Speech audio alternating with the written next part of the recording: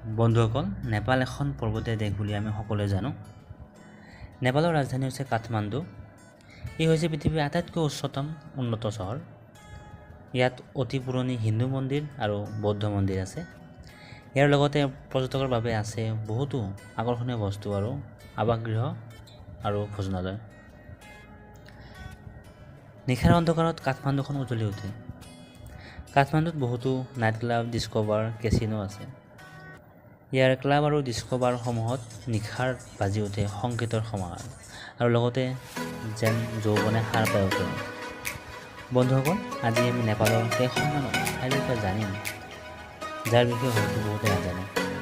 তেন্তে আহক ভিডিঅ'টো আৰম্ভ কৰোঁ।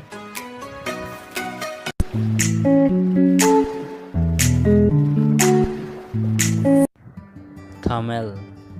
দেশী বিদেশী সকলোৰে এক প্ৰিয় ঠাই হৈছে থামেল। নেপাল ফুৰিব অহাসকলৰ বাবে ই হৈছে নিশাৰ স্বৰ্গস্বৰূপ। থামেলত বহুতো ডাঙৰ হোটেল, ৰেষ্টুৰাঁ আদি আছে। ইয়াৰ ৰেষ্টুৰাঁত বহুতো দেশী বিদেশী খাদ্য সম্ভাৰ আছে।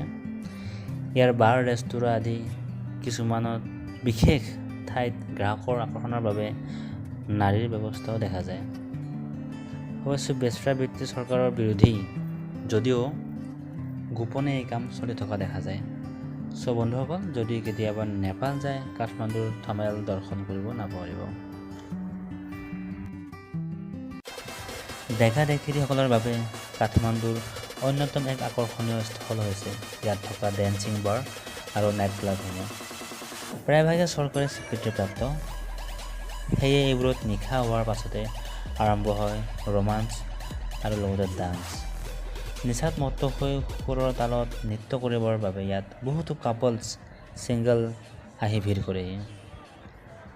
বন্ধুসকল, যদি কেতিয়াবা আপুনি নেপাল যায়, তেন্তে এই ডেন্স বাৰ আৰু নাইট ক্লাবৰ সোৱাদ ল'ব নাপাহৰিব। যদি আপুনি জুৱা খেলি ভাল পায়, তেন্তে আপোনাৰ বাবে এক মনোৰম ঠাই হ'ব পাৰে কাঠমাণ্ডু।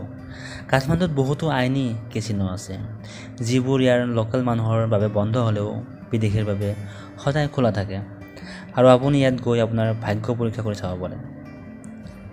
ইয়াৰ লগতে কেচিনোবোৰত আপোনাৰ বাবে থাকিব সুৰাৰ নিচাত মত্ত হৈ জুৱা খেলাৰ আনন্দ উপভোগ কৰাৰ মজাই বেলেগ। দেশী বিদেশী সুৰাৰ বাহিৰেও থাকিব নানা দেশী বিদেশী সুস্বাদ্য খাদ্য সামগ্ৰী।